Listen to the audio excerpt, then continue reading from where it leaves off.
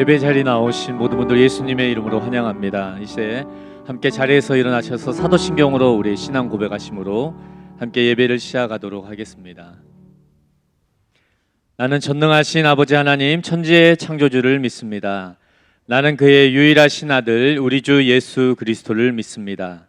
그는 성령으로 잉태되어 동정녀 마리아에게서 나시고 본디오 빌라도에게 고난을 받아 십자가에 못 박혀 죽으시고 장사된 지 4일 만에 죽은 자 가운데서 다시 살아나셨으며 하늘에 오르시어 전능하신 아버지 하나님 우편에 앉아 계시다가 거기로부터 살아있는 자와 죽은 자를 심판하러 오십니다.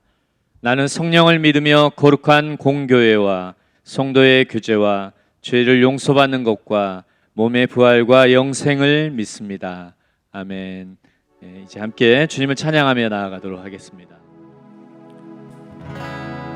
찬양의 열기 모두 끝나면 주 앞에 나와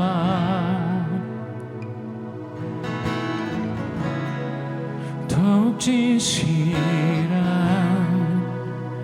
예배 드리네. 주님을 향한 노래 이상의 노래 내 맘 깊은 곳에 주께서 원하신 것 화려한 음악보다 뜻없는 열정보다 중심을 원하시죠. 주님께 드린 마음의 예배 주님을 위한 주님을 향한 노래 중심 있는 예배를 내려놓고 이제 나 돌아와 주님만 예배해요.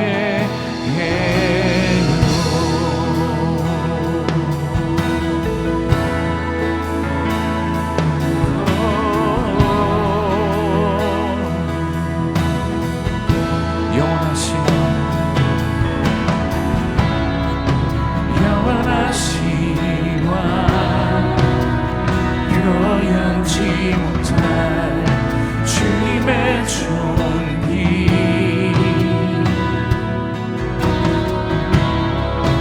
가난할 때도 연약할 때도 주의 모든 것 노래 이상의 노래 내 맘 깊은 곳에 주께서 원하신 것 화려한 음악보다 뜻없는 열정보다 중심을 원하시죠.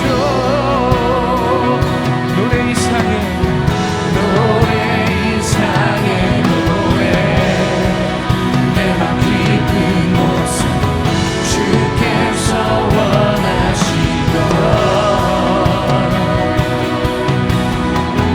화려한 음악보다 뜻없는 열정보다 중심을 원하시죠.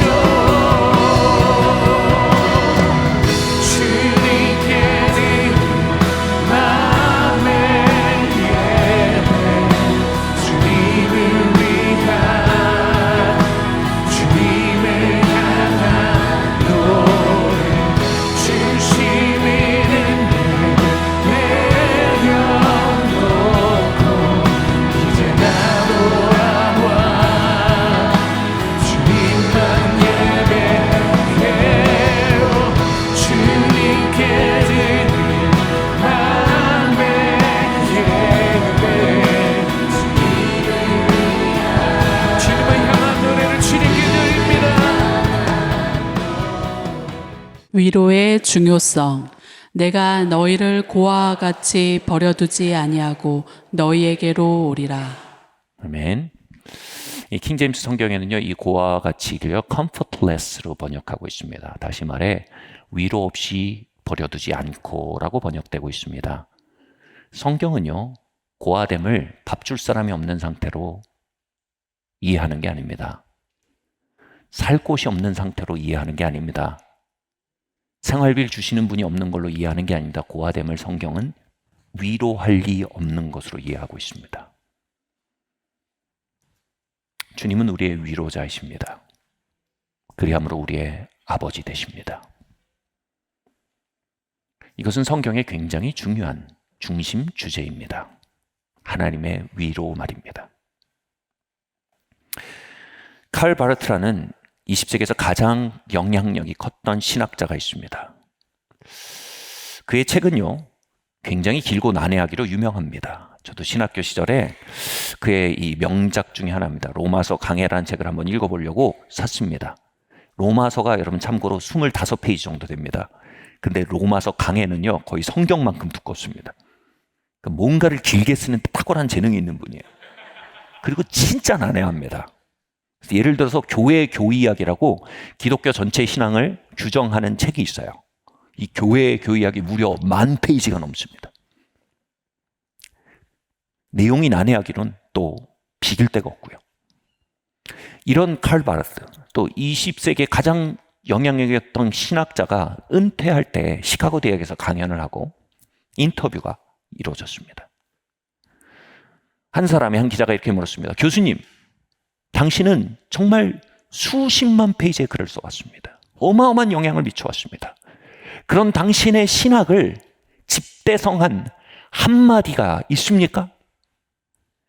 그 한마디로 요약할 수 있겠습니까? 라고 물었습니다. 칼 바르트는요, 조심스럽게 묵상하다가 아주 유명한 대답을 했습니다.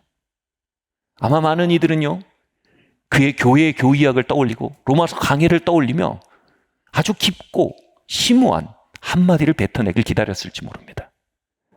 그런데 어린아이 같은 표정을 짓던 칼 바르트는 이렇게 말했습니다. 예수 사랑하심은 거룩하신 말일세. 우리들은 약하나 예수 권세만 도다.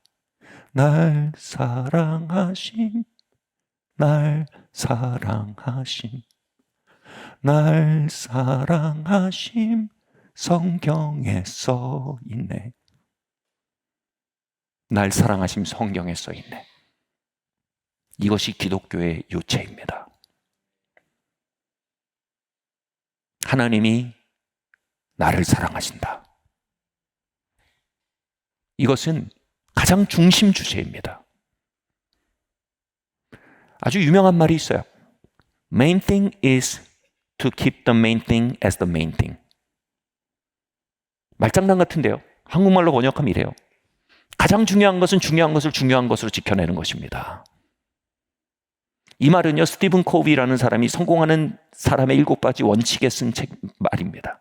굉장히 유명한 말입니다. 다시 말해 진정한 성공을 걷는 사람들에게 있어서 가장 큰 유혹과 압력은 이것입니다. 중요한 것을 중요한 것으로 지켜내는 싸움이라는 것입니다.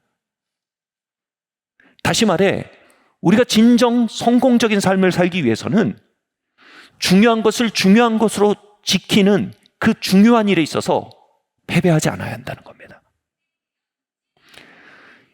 이 교회가 또 여러분이 한 명의 성도로서 참된 성공적인 삶을 사는 데 있어서 진짜 중요한 일은요, 하나님이 나를 사랑하신다라는 그 진실의 중심성 안에 머무는 것입니다.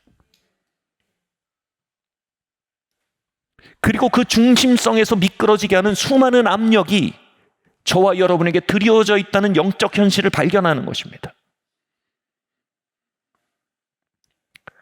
그럼에도 불구하고 이 놀라운 진리는요, 신앙의 입문 정도로 치부되기 십상입니다. 20세기 최고의 신학자도 그 진리 앞에서 옷깃을 여미게 만드는데 우리의 마음은 그 진리 앞에서 이렇게 마음이 높아집니다. 나 그거 안다. 아버지가 우리 사랑하시는 거 안다. 나 그거 경험했었다.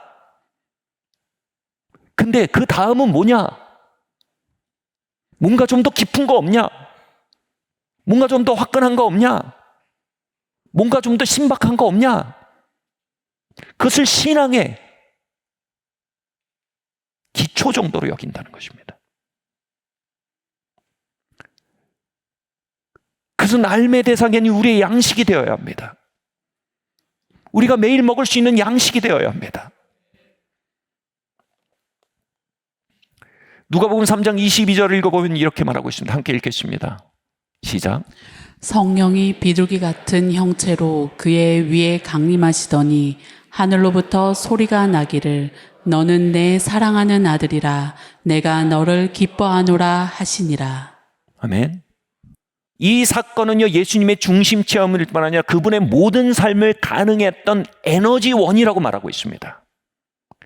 즉 하나님께서 그의 아버지로 현현하시며 이는 내 사랑하는 자요 내 기뻐하는 아들이라고 말씀하신 그 사건, 그리고 그 위에 성령님이 임하셔서요 예수님 안에 그 사실을 증거하셨다고 말합니다.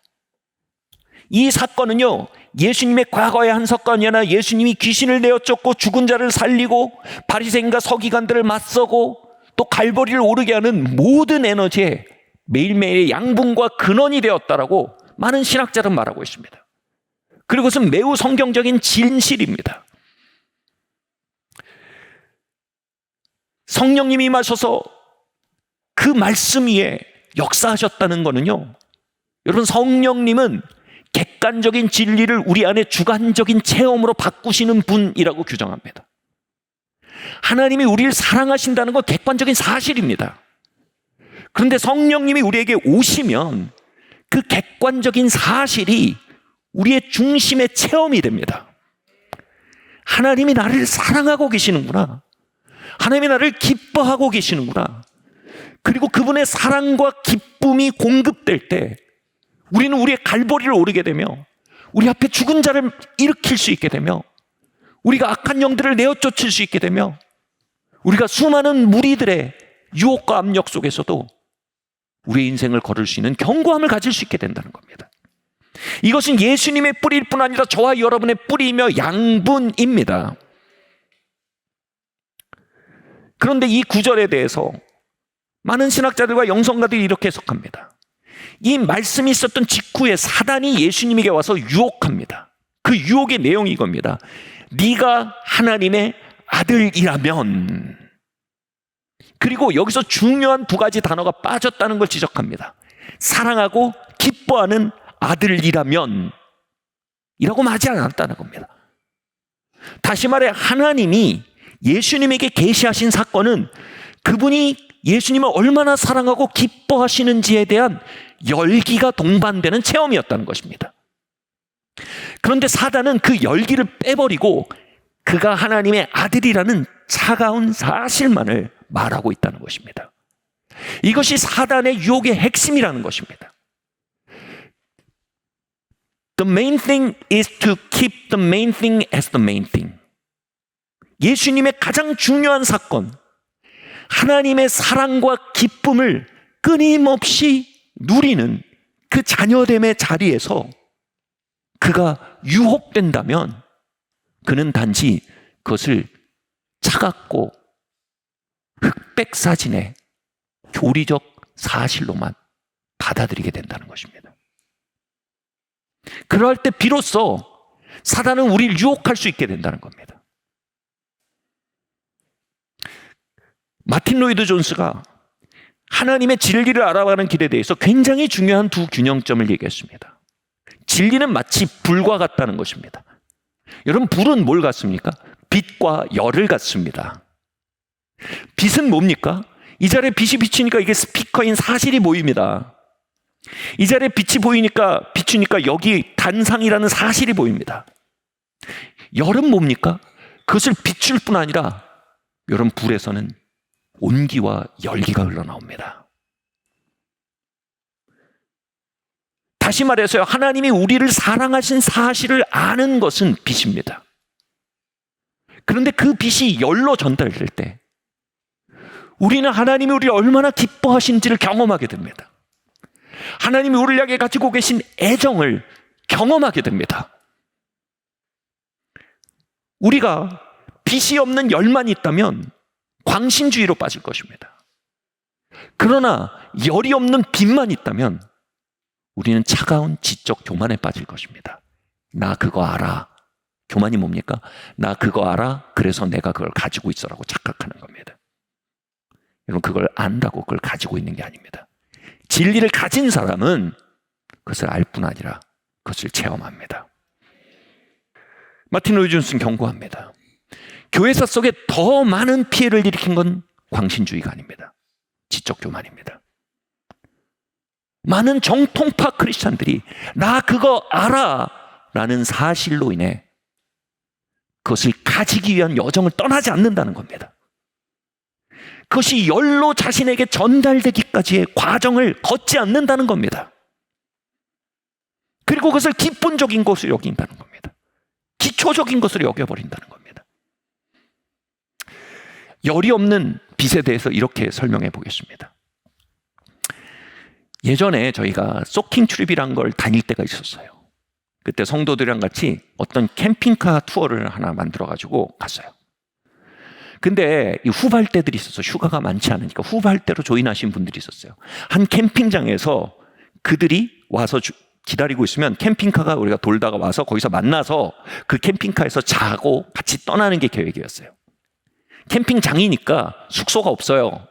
캠핑카가 와야 거기서 잘 수 있는 거예요. 문제는 뭐냐면 이분들이 와 있는데 캠핑카가 중간에 사고가 났어요.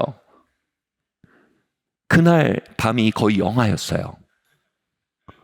전화를 했더니 우리가 이번 밤에 도착을 못한다. 거기 라운지 없냐? 그러니까 라운지가 있다는 거예요. 근데 너무 춥다는 거예요. 우리가 빨리 가보겠다고 달려갔지만 새벽 5시, 6시에나 도착했고 저희가 도착해서 라운지 밖에서 보니까 이 불쌍한 형제들이 라운지의 소파에서 진짜 불황자처럼 웅크리고 이렇게 자고 있는 모습이었어요. 근데 제가 라운지를 들여다보는데 의아했어요. 왜냐하면 그 라운지 그들이 모여서 이렇게 웅크리고 자고 있는 소파 앞에 벽난로가 불타고 있었기 때문입니다. 제가 마음속으로 아니 벽난로가 저렇게 활활 타고 있는데 뭐가 춥다고 엄살을 부렸는가 이런 생각이 들었어요. 거기 있었던 형제님들 죄송합니다. 제가 그 생각을 했어요. 여기 지금 그분들이 많이 계신데 제 라운지에 들어가서 그 불 옆에 갔을 때 정말 제가 너무 슬프고 너무 웃겼어요. 우프다고 하죠. 왜냐하면 그 불이 보니까 LED 화면이었어요. LED 화면에 모닥불을 동영상을 틀어놓은 거였어요. 더 웃긴 건 뭔지 아세요? 왜 그 앞에 모여 자는 거예요? 그 제가 너무 안 됐고 너무 웃겨가지고 잊을 수가 없어요. 마틴 루이드 존스는요, 이게 죽은 정통주의의 현실이라고 말합니다. 다 압니다. 근데 그 진리가 전혀 열감이 없는 겁니다. 그분의 기뻐하심과 그분의 사랑하심에 열감이 없는 진리는요, 모닥불 동영상입니다. 성령님은 지혜와 계시의 정신입니다. 지혜와 계시의 정신이요, 우리가 익히 알아온 사실을 계시적으로 체험적으로 나타내신 분이란 뜻입니다. 사단은 거짓의 아비입니다. 그리고 사단은 광명의 천사도 위장합니다. 광명의 천사는 뭡니까? 마치 천사처럼 보이지만 실상 미혹이라는 겁니다. 그가 우리를 어떻게 미혹합니까? 빛은 있는데 열이 없는 신앙의 상태에 기만적으로 머물게 하는 겁니다. 하나님 날 사랑하시지? I know. 나 그 주일학교 때 배웠어. 나 지난 컨퍼런스 때 체험했어. I know that. 나 알아. 근데 실상 지금 그분의 애정과 그분의 기뻐하심은 전혀 열감이 없습니다. 미혹은 이것입니다. 우린 그 상태에 내가 안다는 사실로 내가 그 진리 안에 있다고 간주해버리는 것입니다. 그것은 지혜와 계시의 영의 사정권에 있는 게 아니라 광명의 천사의 사정권에 있는 상태입니다. 이것이 열감 없는 빛의 기독교에 대한 마틴 로이드 존스의 통렬한 통찰입니다. 이것이 예수님이 받은 유혹입니다. 이는 내 사랑하는 아들이요 내가 너를 기뻐한다라는 그 애정과 기쁨의 열감이 그에게 부어지는 자리에서 사단은 첫 번째 유혹으로 네가 하나님의 아들이라면 LED 모닥불을 키워놓고 그것에 머물도록 그를 기만하는 것이었습니다. 그러나 성령님이 오시면, 지혜와 계시의 정신이 우리 안에 오시면 우리는 그 사실로부터 오늘 나를 기뻐하시는 하나님의 임재를 만납니다. 오늘 나를 애정하시는 아바의 임재를 경험합니다. 슬픈 것은 오늘 많은 교회들이 LED 동영상 앞에 웅크리고 누워 진리 안에 있다 생각하는 것입니다. 많은 성도들의 심령이 얼어붙어 버린 채로 LED 동영상 앞에서 스스로를 위안하고 있다는 것입니다. 깨어나야 합니다.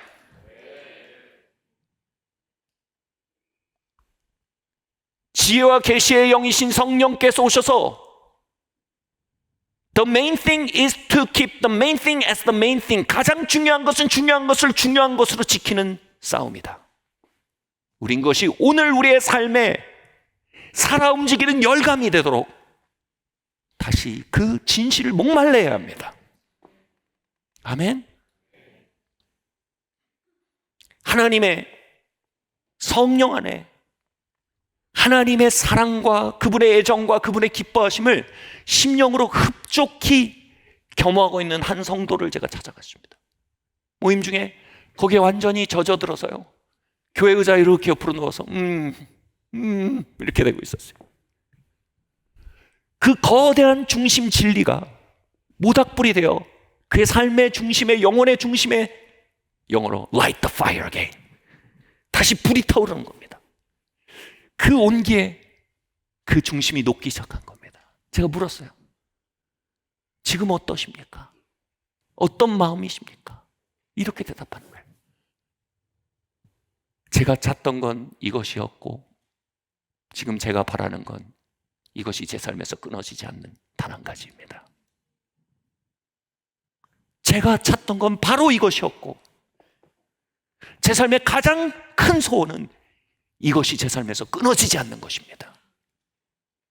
광명의 천사가 와서 네가 하나님의 아들이라면 이라고 하면서 애정과 기쁨의 열감을 빼앗아버린 파리한 지식으로 떨어뜨리는 미혹의 압력으로부터 주님 나를 지켜주십시오라는 고백인 것입니다. 여러분, 이것이 사단의 모든 유혹의 시작이라면 우리의 진짜 싸움은 죄를 짓지 않기 위한 것이 아닙니다. 세상의 유혹을 이기기 위한 것이 아닙니다. 왜냐하면요, 그 진정한 사랑의 계시 안에 흡족한 심령은요, 더 이상 죄를 유혹으로 여기지 않게 되기 때문입니다. 더 이상 세상 사랑에 대한 매혹을 느끼지 않게 됩니다. 내가 찾던 것은 이것이었어요. 그리고 내가 정말 내 중심으로 소원하는 것은 이것이 내 삶에서 거쳐지지 않는 것이에요. 이는 내 사랑하는 자여 내 기뻐하는 아들이라는 그 음성이 성령님을 통해 오늘 우리의 삶에 매일 모닥불로, 우리의 심령에 매일 모닥불로 타오를 때 불이 켜진 곳에는 동물들이 오지 못합니다. 벌레들이 오지 못합니다.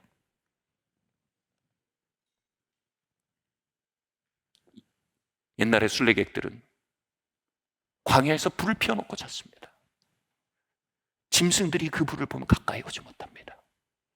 그리고 그 열감이 그들을 따뜻하게 지켜주었습니다. 저와 여러분은 철로 역정을 걷는 순례자들입니다.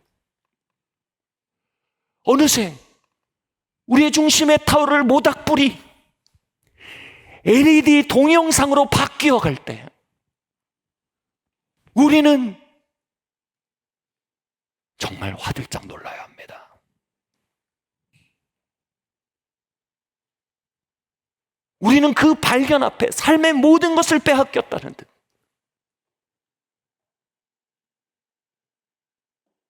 깨어나 그 진실을 향해 다시 나아가기 시작해야 합니다. 아멘. 그렇게 그 불이 교회의 중심에 계속 타오르게 해야 합니다. 그렇게 그 불이 여러분의 심령에 계속 타오르게 해야 합니다. 이 죽은 정통주의를 향한 유혹과 압력은 교회사 속의 가장 큰 압력이었고 여러분의 영적 여정의 가장 큰 싸움임을 우린 깨어 발견해야 합니다. 만약 우리의 진짜 싸움이 세상 사랑이나 죄에 저항하며 천국 갈 때까지 견디고 참고 이를 악물며 걸어가는 우리의 결의에 관한 것이 아니라면 우리의 진짜 싸움이 그 불이 우리의 중심에 계속 타오르게 하며 그 온기가 우리의 심령을 계속 녹이게 하며 그 온기가 계속 우리를 지키게 하는 일이라면 여러분 우리는 전혀 다른 차원을 향해 걷기 시작할 겁니다. 찬양 중에 이런 찬양이 있어요. 아버지 내 아버지 고아와 같이 날 두지 마소서. 근데 영어로 이렇게 됐어요. Father me, oh Father me. Father이요 명사지만 영어에선 동사가 있어요. Father me. 나를 fathering 해주세요. 이 시간도 나를 기뻐하시고 애정하시고 위로하시고 함께 하심을 내게 경험시켜 주세요. 나를 안아주시고 나에게 말씀해 주시고 나를 쓰다듬어 주세요. 이게 Father me라는 간구입니다. 이것은 우리의 심령의 가장 큰 외침이며 우리의 가장 큰 영적 싸움입니다. 아버지, 우리는 LED 동영상 앞에 웅크리고 모인 불쌍한 사람들이고 싶지 않습니다. 아버지, 내 중심에 다시 불을 붙여주십시오. 그럴 때 우리의 정통적 신앙이 살아서 우리의 중심에 불이 될 것입니다. 그 가장 중요한 싸움에 아주 중요한 전략적 요충지가 있습니다. 이사야서 66장 13절 말씀을 읽겠습니다. 시작. 어머니가 자식을 위로함 같이 내가 너희를 위로할 것인즉 너희가 예루살렘에서 위로를 받으리니. 아멘. 그 중요한 싸움은 뭐냐면 정말 하나님의 위로를 발견하는 일입니다. 겨울을 지나는 것 같은 우리의 삶 속에 그분의 위로는 우리의 중심에 타오르는 모닥불과 같습니다. 때로는 그분이 우리의 겨울을 당장 끝내고 당장 봄으로 바꿔주시길 바랍니다. 그러나 더 종종 그분은 그 겨울 한가운데서 우리의 심령에 모닥불을 지키심으로 우리를 찾아오십니다. 바로 위로의 하나님으로 찾아오신다는 겁니다. 유대인 포로 수용소에서 한 아이가 교수대에서 죽어가고 있었답니다. 이 아이의 몸무게가 가벼워서 이 교수형을 집행하는 이 밧줄이 그의 목을 충분히 조이지 못했어요. 그래서 그곳에서 30분 동안 그는 살지도 죽지도 못한 채로 매달려 있었다고 합니다. 그 모습을 지켜보던 그 포로 수용소의 사람들이 마음이 찢어지며 이렇게 말했다고 합니다. 하나님이 어디 계신단 말인가? 하나님이 계시다면 왜 이 상황을 끝내지 않으신가?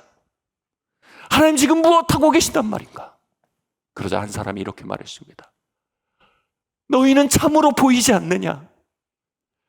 하나님은 저기서 저 아이와 함께 밧줄에 매달려 죽어가고 계신다.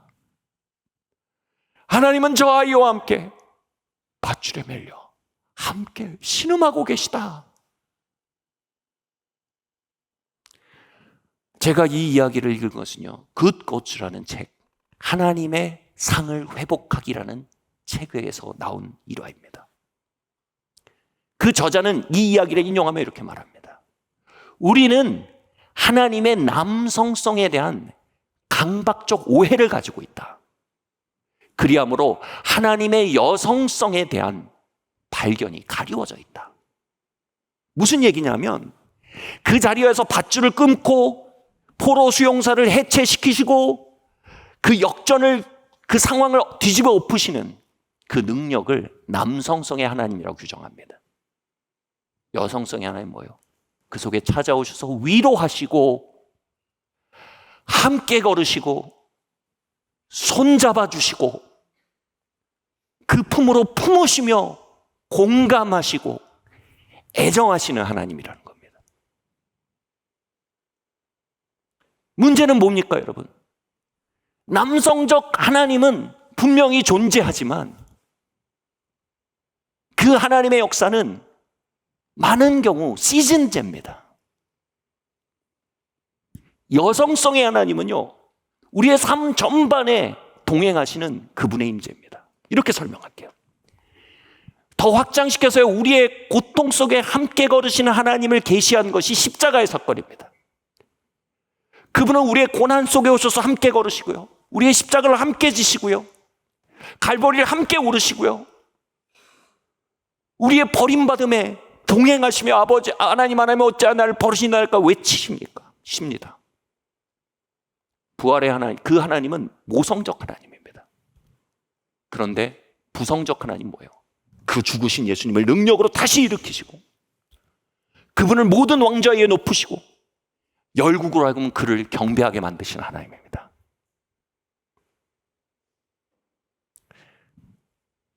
우리가 남성적 하나님, 다시 말해 부활의 하나님을 향해 나아가기 이전에 먼저 우리는 우리의 고통 한가운데서, 우리의 갈보리 한가운데서 여성적 하나님으로 찾아와 우리의 손을 잡으시는 십자가의 하나님을 먼저 만나야 한다는 겁니다.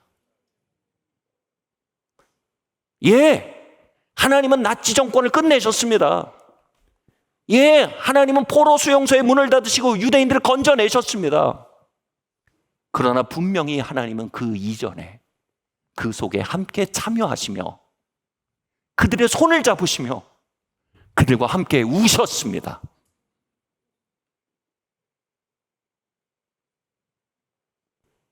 저는 여러분의 부활의 새벽을 믿습니다. 여러분의 모든 갈보리가 하나님의 역전으로 가는 과정임을 믿습니다. 여러분의 모든 전쟁이 하나님의 돌파로 이어지는 수순 가운데 있음을 믿습니다. 문제는 이것입니다. 그 과정은 그럼 우리는 혼자 걷습니까? 그 과정은 우리는 어떻게 살아갑니까? 우리는 그 과정을 결계와 전투력으로 버텨내야 하는 겁니까? 아니요, 그 과정에 찾아오시고 발견되는 하나님은 매우 빈번히 모성적인 하나님이라는 것입니다. 저의 어린 시절을 풍요하게 했던 것은 아버지가 가져오시는 월급이나 아버지가 제공한 거처나 먹거리만은 아니었습니다. 저의 어린 시절 진정 풍요한 것으로 기억하게 한 것은 바로 어머니의 가슴이었습니다. 저는 이 삶은 저의 어린 시절 어머니의 가슴을 언제나 누릴 수 있던 때와 그것을 빼앗긴 때로 나뉩니다. 큰 집 살던 때와 작은 집 살던 때로 나뉘지 않아요. 고기 반찬 먹을 수 있던 때랑 고기 반찬 못 먹을 때로 나뉘지 않습니다. 좋은 동네 살 때랑 좋지 않은 동네 살 때로 나뉘는 게 아닙니다. 어머니의 가슴의 위로가 제 삶에 열려 있을 때와 그렇지 않을 때로 확실하게 나뉩니다. 그 공급이 끊어졌을 때야 비로소 우리는 집이 몇 평인 게 중요해집니다. 그 위로가 끊어졌을 때 비로소 우리는 고기 반찬이냐 아니냐가 중요해집니다. 그 위로가 끊어졌을 때 비로소 우리는 월급이 500이냐 700이냐가 중요해집니다. 그러나 그 위로가 끊어지지 않고 있는 한, 그 중심성이 우리의 겨울의 시간 속에서도 모닥불처럼 타오르고 있는 한, 언제 봄이 올지는 그다지 중요하지 않게 됩니다. 분명히 하나님은 여러분의 삶에 봄을 가져오십니다. 그러나 그게 언제인지 그렇게 중요하지 않습니다. 그게 너무 중요해졌다면 더 큰 것을 향해 눈이 멀었기 때문입니다.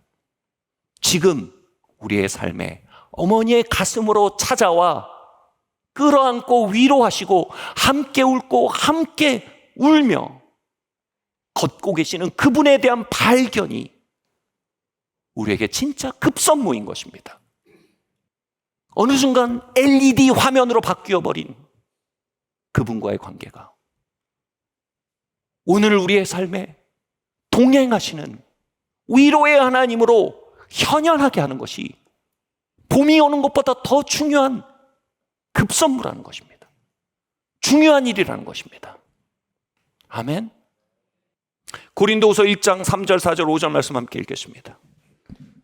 시작. 찬송하리로다. 그는 우리 주 예수 그리스도의 하나님이시요 자비의 아버지시요 모든 위로의 하나님이시며 우리의 모든 환난 중에서 우리를 위로하사 우리로 하여금 하나님께 받은 위로로서 모든 환난 중에 있는 자들을 능히 위로하게 하시는 이시리로다. 아멘. 그리스도의 고난이 우리에게 넘친 것 같이 우리가 받은 위로로 그리스도로 말미암아 넘치는도다. 아멘. 여기서 고난이 넘치지만 위로가 더 넘친다라는 표현은 영어 표현을 이렇게 얘기해요. superabound라는 표현을 쓸 수 있을 것 같아요. 그냥 abound가 아니라 superabound입니다. 이게 무슨 얘기냐면 바울의 삶에 고난이 엄청 많았어요. 근데 바울이 그 속에서 누구보다 힘차고 누구보다 따뜻하고 누구보다 소망차고 누구보다 기쁘고 행복하게 걸을 수 있었던 일은 그 고난보다 위로가 superabound, 더 넘쳤기 때문이라는 거예요. 여러분, 삶은요, 고난의 크기로 인해 삶의 행복과 기쁨이 결정되지 않아요. 삶의 행복과 기쁨은요, 위로의 크기로 결정돼요. 내 삶의 고난이 10이어도 내 삶의 위로가 50이면 난 40만큼 행복하고 기쁜 거예요. 바울의 삶에 고난이 abound, 많았대요. 고난이 1000이어도요, 그의 삶에 만의 super abound의 위로가 있으면 그는 9000만큼 행복하고 자유로운 거예요. 현대인의 위기는 뭔 줄 아세요? 우리의 삶의 위기는 뭔 줄 아세요? 우리가 6.25를 겪습니까? 일제강점기를 겪습니까? 우리가 겪는 고난의 크기는요, 역사가 준 고난의 크기보다 작은 게 현실입니다. 문제는 뭡니까? 10의 환난이 있지만 위로가 너무 적다는 겁니다. 위로가 1이면 9만큼 박탈감 가운데 사는 겁니다. 5의 고난이 있지만 1만큼의 위로만 있다면 4만큼 공허하고 고통스럽고 씁쓸한 것입니다. 우리는 마치 삶의 환난이 우리를 결정짓는다는 듯이 그것이 줄어주기를 바랍니다. 그러나 주님은 위로의 하나님이십니다. 아멘. 우린 그분의 위로가 증가되기를 구해야 한다는 얘기입니다. superabound, 위로가 어떤 환난보다도 능히 넘칠 수 있음을 신뢰할 뿐 아니라 그것을 강구하는 곳으로 나아가야 한다는 것입니다. 도대체 이놈의 어려움은 얼마나 커질려나, 얼마나 언제쯤 끝나느냐의 저울축이 아니라 하나님, 모든 환난 가운데 능히 위로하실 당신의 위로를 신뢰합니다. 더 부어주십시오. 더 넘치게 해주십시오. 이는 내 사랑하는 아들이요 내 기뻐하는 자다. 이 놀라운 진리가 더 뜨거움으로 우리 가운데 다가오게 해주십시오. 위로가 어떤 고난도 슈퍼 어바운드, 압도할 수 있다는 진실을 설명해 줄 수 있는 이야기가 있어요. 저희 아버지가 80년대 직장 생활 하시면서 한 경험을 이렇게 얘기해 주셨어요. 90년대 초반 80년대. 그때 여러분 한국 경제가요 급성장기여서요. 하루에 단일 종목이 20% 30% 오르는 일이 종종 벌어졌답니다. 아버지의 직장 동료가 주식에 투자를 했는데 연일 20%씩 30%씩 오른 거예요. 얼마나 큰 위로를 받았겠습니까? 밥 먹으면서도 웃고 출근할 때도 웃고 휴일이 끝난 월요일 아침에도 웃더랍니다. 심지어는 옆에서 직장 상사한테 이 동료가 혼나는 모습을 봤대요. 근데 막 혼나는데 온갖 절망적인 얘기를 듣는데 고개를 딱 숙이고 옆에서 보니까 웃고 있더랍니다. 아무리 그래도 오늘 30% 올랐어.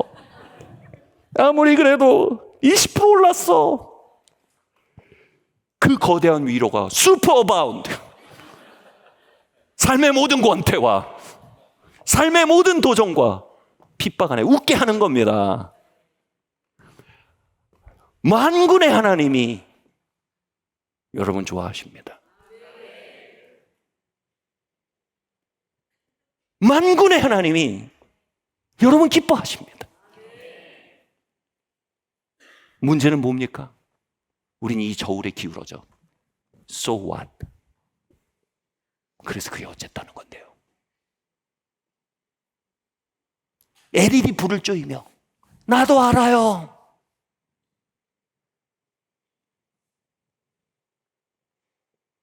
바울이 말하는 건 뭡니까? 모든 환난 가운데 능히 위로하실 위로의 하나님이, 그리고 그렇게 말합니다. 자비의 하나님을 찬양하노라. 많은 신학자들 말합니다. 이것이 하나님의 모성성이라고 말합니다. 위로의 하나님. 위로의 하나님. 우리의 수건이 벗겨지길 바랍니다.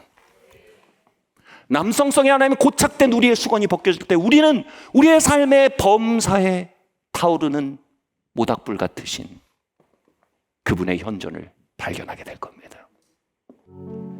위로 안에 우리를 개방하는 싸움, 위로의 주님과 연결되는 싸움, LED의 죽은 정통주에서 걸어나와 오늘의 모닥불 앞에 서는 싸움, 그 싸움 안에 걸어갈 때